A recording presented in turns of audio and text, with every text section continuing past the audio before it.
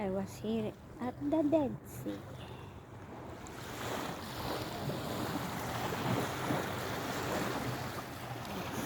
Alat na tubig. This Dead Sea. This is Dead Sea.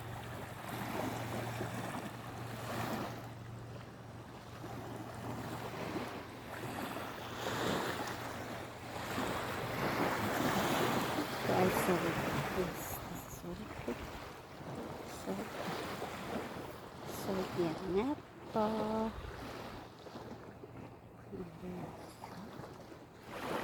Dati ito hindi ganito matubig. Pero natuyo na siya. Kaya naging ganyan. Ang laki ng pagbabago sa noon. Noon nandito kami noon 1990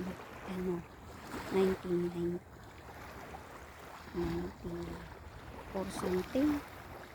Hindi ganito yung Dead Sea. Ngayon, dito na lang siya, oh. Pagkalayo, lalakadin mo bago ka marating dito. Dati hindi. Kaunting ano lang. Kasi, naano na nga siya.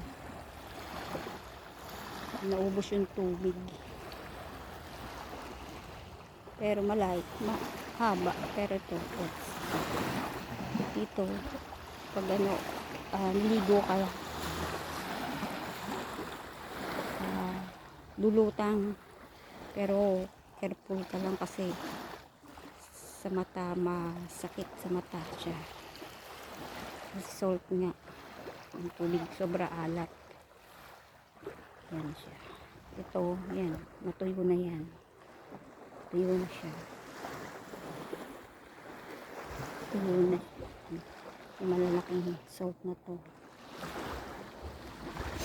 Yan, puti. Salt yan, salt. Yun ang tubig niya. Hindi buhangin. Hindi. Ano talaga siya. Asin.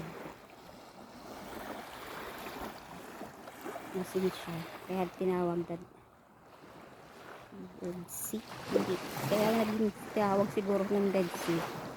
Kasi yung kabak niya naiga. Diyan na siya. Oh, ito yung kaniga. Sa layo, andun oh.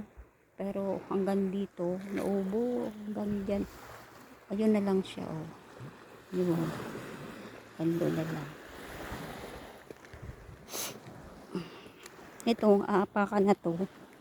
Ano siya yung natuyo, yung malalaki na salt. Na buo. Ano siya oh. Buo-buong salt yan. Aapakan na yan, nilalakadan. Nagsimba lang ako, napapunta na ako dito. Kasi niyaya ako ng mga Pilipina. Sabi ko, narating ko na to, pero hindi ito ganito dati. Laki ng pagbabago. Sa bagay, how many years na rin ang Dead Sea.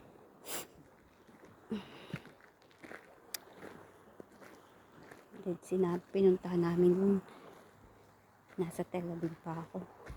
Ngayon to Jordan. Tawag di Dead Sea. Pero naigas siya talaga. Okay. Diyan umpiad kakakitaan pa nila to. Grabe. Ngayon, di na. Kasi nga, naiga. Talagang, yung iba siguro pupunta lang dito, titingnan. By bus. Yun nga, kagaya nila. Sinama ako dito. By bus. Para lang makita uli. Sumama ako para makita ko, pero nagulat ako at ganito na. Hindi yung dating nakita ko. For how many years. Bagay. Tagal na nun.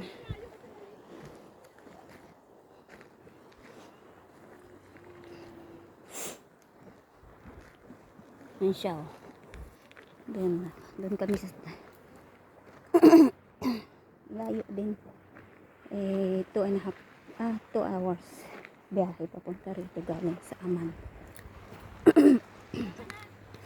Okay, bye bye. Tapos na sila, nakakuha na ng salt.